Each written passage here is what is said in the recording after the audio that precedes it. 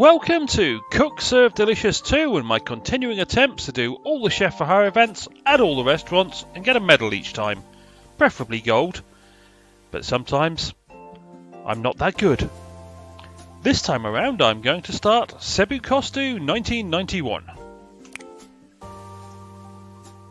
which is a restaurant with some different foods by the looks of it. That's chicken, that's chicken fried meat, which is an abomination and a crime against humanity, as far as I'm concerned, steak, and a leg of something. Not sure. With broccoli, beans and red cabbage as the sides, beer as the drink, 40% buzz and 6 serving stations. But as it's the first shift at a new restaurant, time to read the information. In 1991, inspired by his love of rich wood, delicious meats, gourmet chefs and fine wines, James McCarvil founded Sebucosto.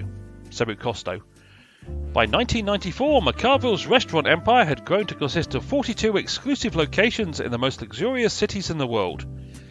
To many, this would have been enough success for one lifetime, but McCarvil did not stop dreaming. He envisioned bringing a life of luxury to those who may not be quite as fortunate, and so in 1997 McCarvil opened the Blackwood Emergency Room Lodge and Hospital, a first of its kind with a cigar room for patients and waiting rooms made of rich mahogany. McCarvil continued this generosity in 2005 when he founded the Bouquet Animal Control Centre, where dogs were served gourmet meals by critically acclaimed chef Leanne Ethelwood, and housed in small 600 square foot cages, complete with 4K televisions, chinchilla pillows and complimentary Wi-Fi. Lucky dogs. McCarvil sadly passed away in 2019 before he was able to launch his next project, which was to be a dialysis centre with a mix of stadium seating and saunas. Generous man. And I do like the idea of the Bouquet Animal Control Centre. Okay, so lots of meat to serve in this restaurant, but as it's the first shift at a new restaurant, I should be able to keep up and learn all the foods that I'm not 100% sure about, and get a perfect day and a gold medal.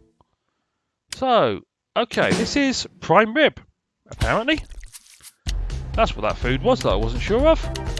Okay, and the only other things I can prepare are sides. So we'll do that.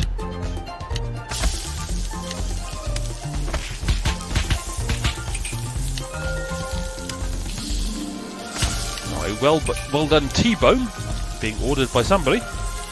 And as I discussed previously, if you order well done food or well done steak in a restaurant, you're liable to get the worst cuts of meat they've got in the kitchen. Okay, prime rib and seasoning. That's how you serve prime rib. Lots of restaurants keep their worst cuts of food for people who are willing to order food well done.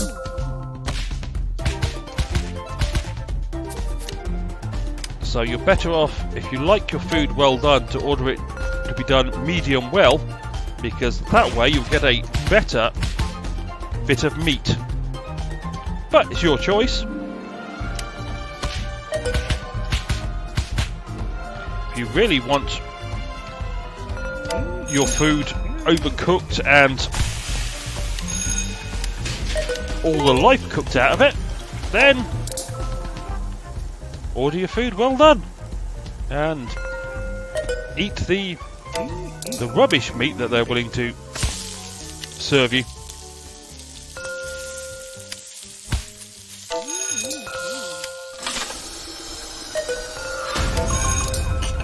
Oh, we got to a rush hour fast. Oh, there's Keanu Reeves again in his black shirt and black tie. Alright. Oh, here we go. Chicken and oil. Chicken fried chicken. Yep, a crime against humanity.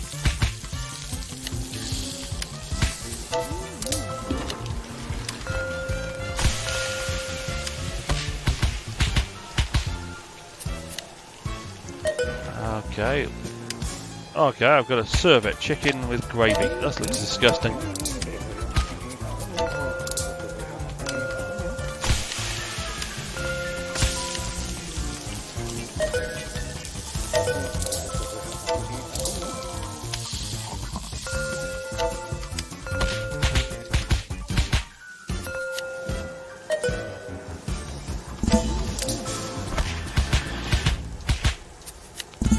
It looks like my sides are all expiring at around the same time.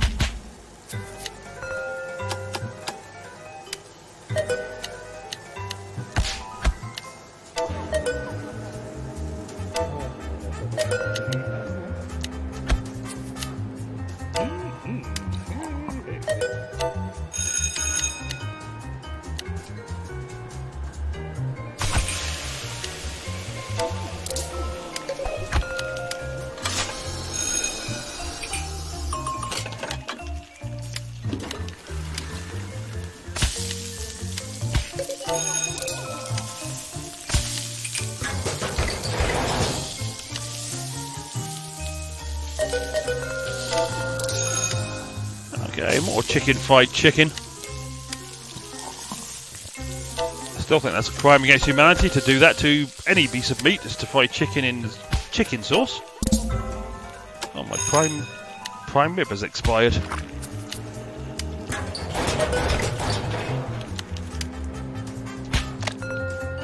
And they call that gravy. Ugh.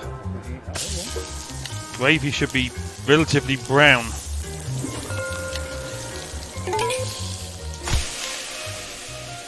I just have a problem with chicken fried anything. It's just wrong as far as I'm concerned. Yes, I have my prejudices. Oh great, now chicken fried steak. That's a bigger crime against humanity than chicken fried chicken.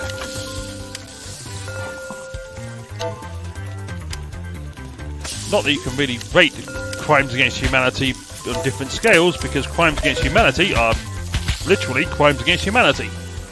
There shouldn't be a different scale, but there's wrong and there's even more wrong. And chicken fried steak is more wrong than chicken fried chicken.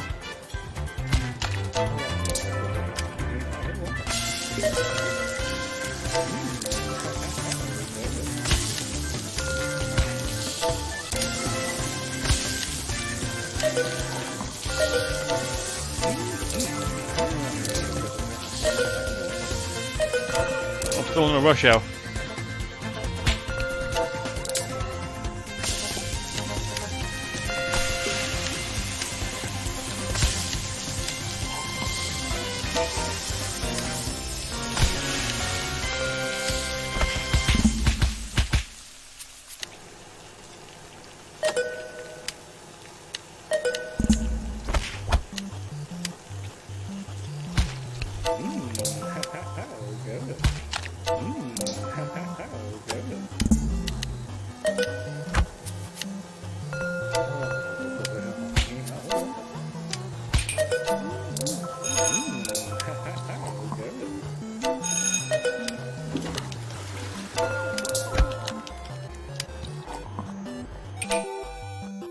Okay, I've caught up.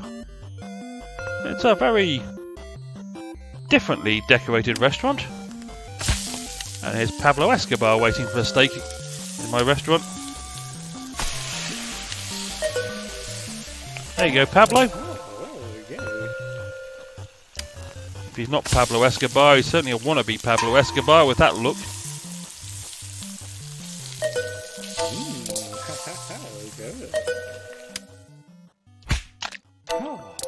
Yeehaw!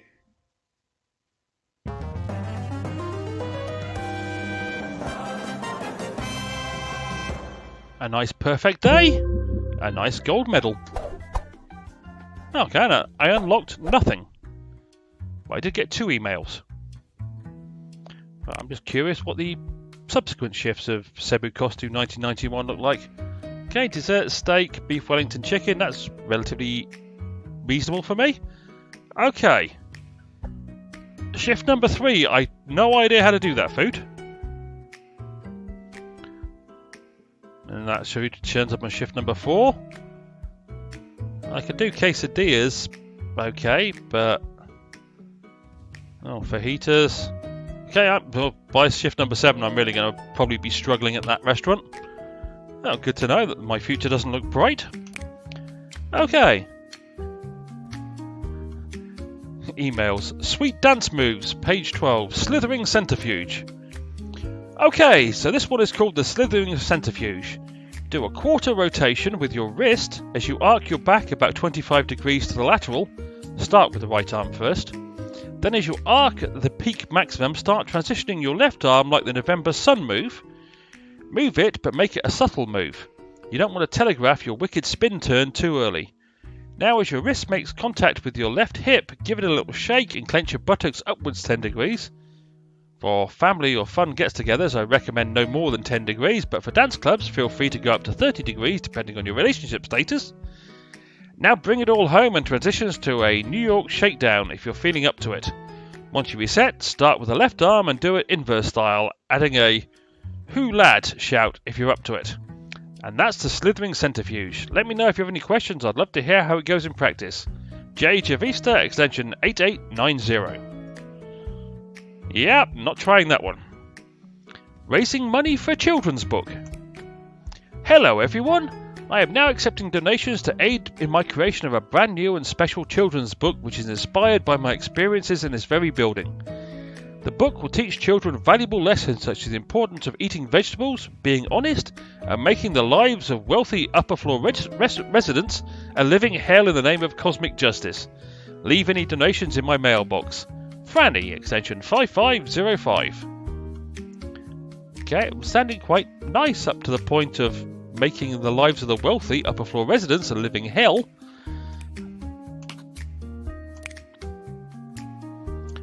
Well, that was the first shift at Sebucosto 1991.